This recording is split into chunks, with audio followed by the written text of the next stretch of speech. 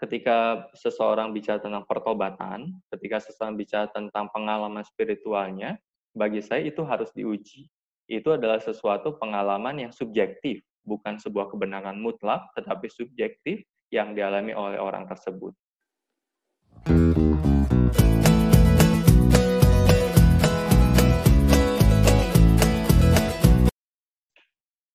Shalom teman-teman, kita bersyukur hari ini kita boleh kembali dalam acara kita ngopi, ngobrolin perkara iman di dalam channel kita Brontis Production. Dan kalau teman-teman merasa terberkati dengan channel ini, maka silakan terus dukung channel ini dengan subscribe, like, komen, dan kemudian share untuk bisa menjangkau orang-orang demi kemuliaan nama Kristus.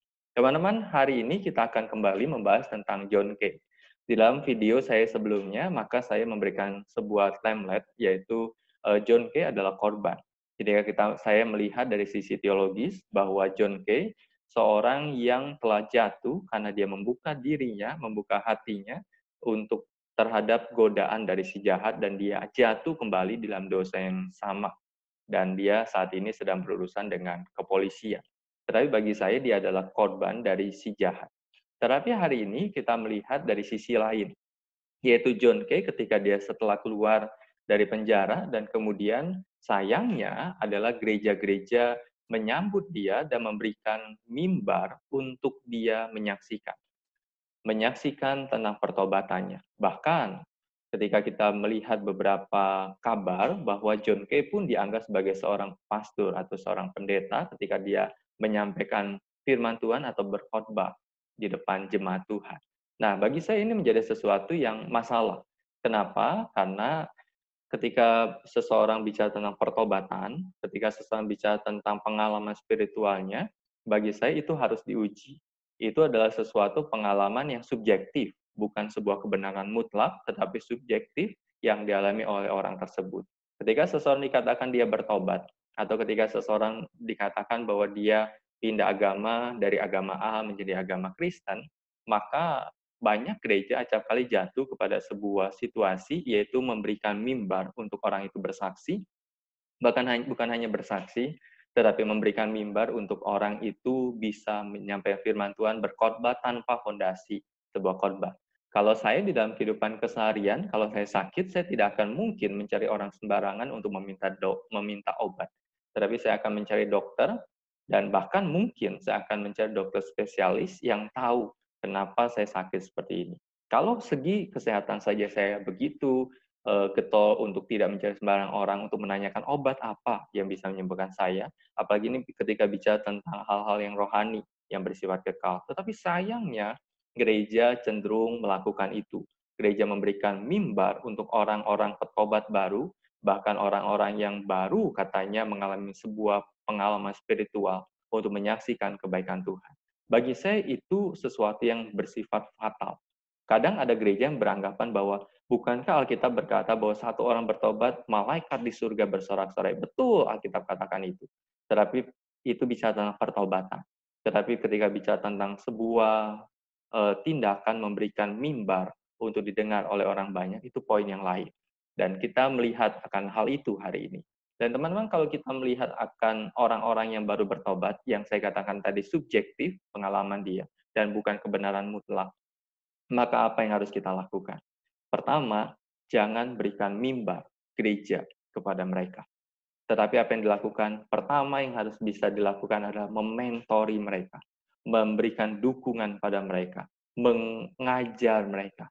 Seperti Ananias diutus oleh Tuhan kepada Paulus yang baru bertobat. Dan Ananias mementori Paulus. Ananias memberitakan kebenaran kepada Paulus. Tetapi kemudian yang kedua adalah memuridkan orang itu. Dia perlu mentor dan dia perlu murid. Kalau dia ingin menjadi seorang yang pengkhotbah, maka dia harus masuk STT, Sekolah Tinggi Teologi.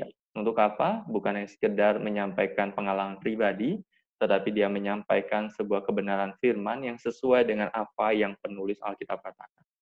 Yaitu kalau dia ingin jadi pengkhotbah. Kalau dia ingin bersaksi, maka apa yang dia saksikan harus sebelum dia naik ke atas mimbar, maka harus ada seorang hamba Tuhan yang coba menanyakan kira-kira apa yang dia saksikan. Fokusnya kepada dirinya dalam kesaksian itu, atau fokusnya kepada Tuhan. Dan fokusnya pada Tuhan, lihat lagi apakah yang dia saksikan itu betul-betul karya Tuhan atau sekedar sebuah opini dari dirinya. Nah, teman-teman, saya begitu menekankan tentang hal ini karena bagi saya mimbar itu adalah sesuatu bagaimana Tuhan berbicara kepada umatnya melalui para hamba-hambanya. Karena itu jagalah kesakralan akan mimbar itu.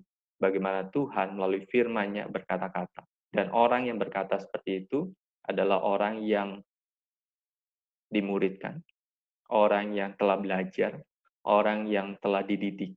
Dan biarlah pengalaman dari John Kay ini menjadi pengalaman setiap gereja. Jangan gampang ketika bicara tentang dan ketika mendengar, oh ini orang bertobat, oh orang ini pindah agama menjadi Kristen. Dan kemudian diundang begitu luar biasa. Dan dia tidak menikmati yang namanya lagi menyangkal atau memikul salib. Tapi yang dia nikmati adalah diundang satu, diundang dua, dan mendapatkan hal yang, oh jadi orang Kristen itu enak karena diundang sana-sini. Didik dia, muridkan dia. Dan itulah panggilan kita sebagai anak-anak Tuhan, yaitu memuridkan orang. Termasuk memuridkan orang yang punya pengalaman spiritual sekalipun, dia tetap harus dimuridkan. Biarlah ini dapat menjadi kekuatan bagi kita, dan terima kasih boleh mendengarkan ngopi hari ini. Tuhan Yesus memberkati kita. Amin. Halo rekan-rekan semua, terima kasih sudah menonton video ini. Jangan lupa untuk subscribe, like, dan share. Tuhan Yesus memberkati.